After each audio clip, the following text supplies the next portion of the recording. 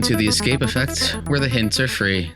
My name is Eric, and I'll be your puzzle master for this podcast. And today I am joined by Luis. Hello. I brought him on here as our resident Portal expert, since today we are discussing Portal 1, since that is the one Portal I have played and finished now. You're missing out, man. I know. It's such a new, fresh game series to jump on, and definitely not an old thing to talk about at all. No.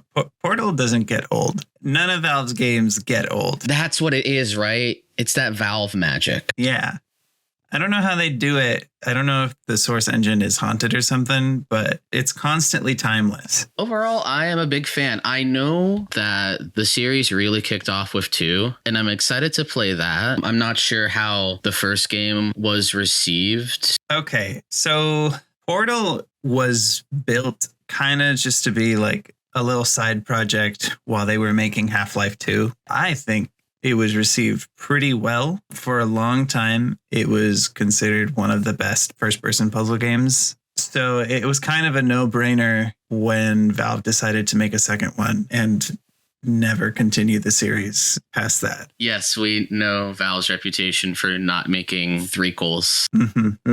But Portal 1, man, it's so simple in its direction and beautiful because of it. It's kind of perfect if you think about it. Like Portal 2 is great and I love it and it's also perfect. But like Portal 1, it's not very long.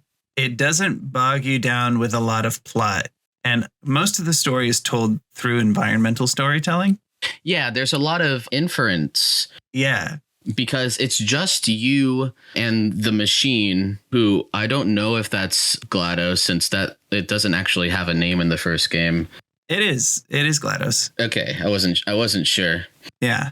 No, also, are you Shell? Yes, you are Shell. You play the same character in Portal 1 and Portal 2. Fun fact, that was not intended. So Shell and GLaDOS, they were established. Those were their names. Those were the characters. Even Cave Johnson and Doug Ratman existed when Portal was being developed. There was like an Aperture Science application page online where you could like go on this fake website and apply to be a test subject for Aperture Science in lead up to Portal. And Cave Johnson was mentioned there.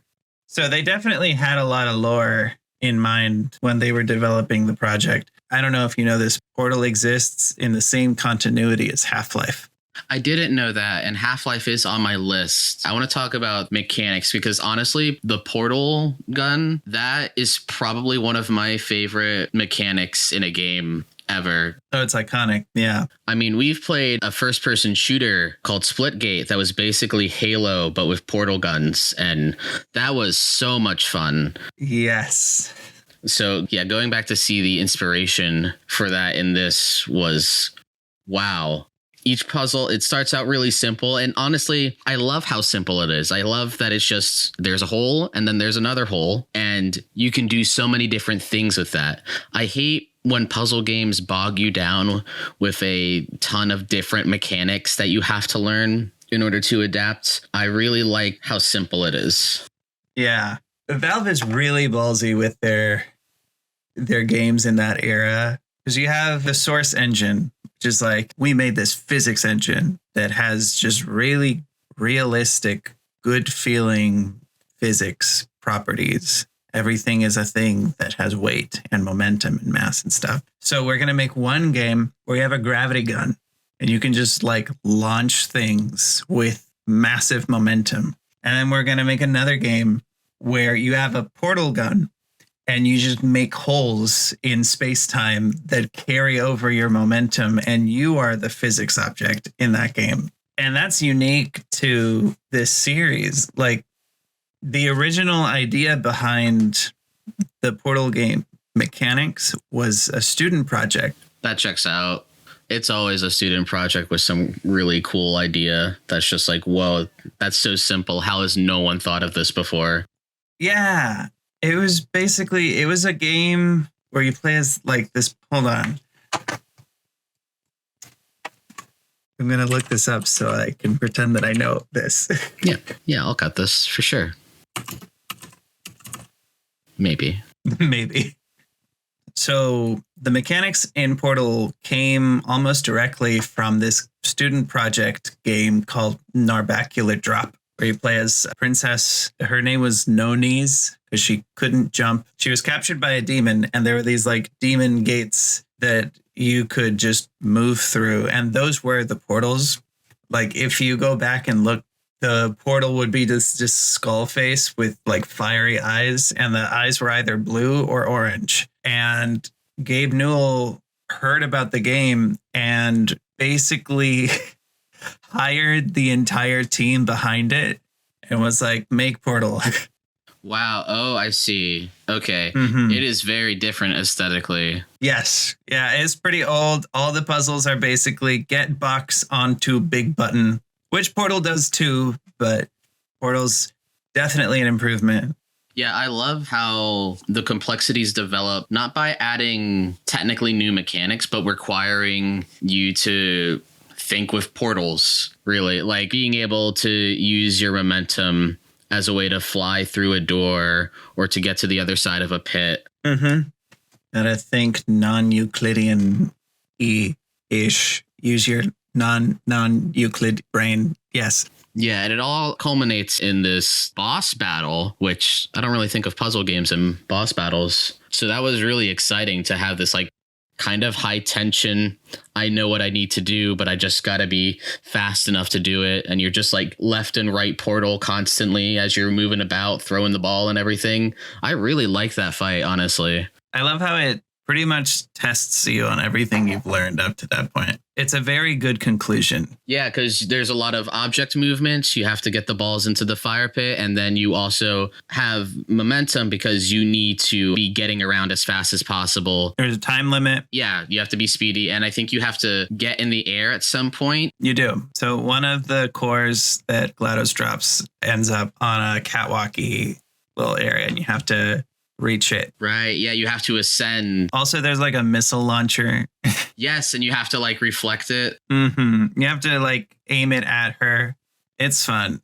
Yeah, that's sick. So I have a theory, or rather, I'm trying to form a theory about Portal 2, because I actually don't know the story at all. Okay. You can tell me, and I'll tell you nothing, because I'm not going to spoil it for you. That's awesome. I'm so excited. So at the end, we see Shell escape. Mm-hmm. Right? That is what we were led to believe as the audience at the end of 1, if I'm not mistaken. So are you sure that she escaped at the end? You know, now that I think about it, I don't actually remember ever walking outside. So there are 2 versions of this cutscene because Valve did retcon it a few years after the release of the game. There is one version where you defeat GLaDOS and the facility explodes and you're outside and the game ends with Chell passing out. And then there's another version where the exact same thing happens, except at the very end, you hear the voice of like a party retrieval unit drag Chell away. That's all I'll say. Well, that's bad. Yeah. That last one, at least. That is the canon ending. Oh, I see. Mm-hmm. So what you're saying is we're playing as Robot Shell.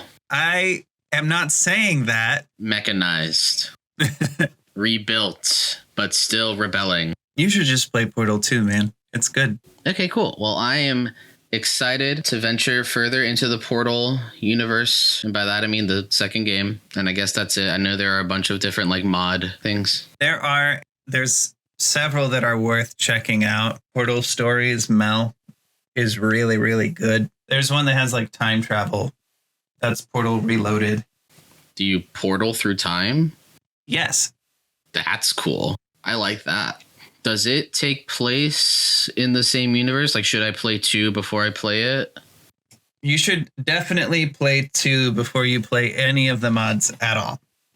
Okay, it sounds like 2 is like kind of the big anchor point that's really establishing a lot of the world building and stuff that I need to know. It is. Portal 2 is the thing that cements the personality of the series.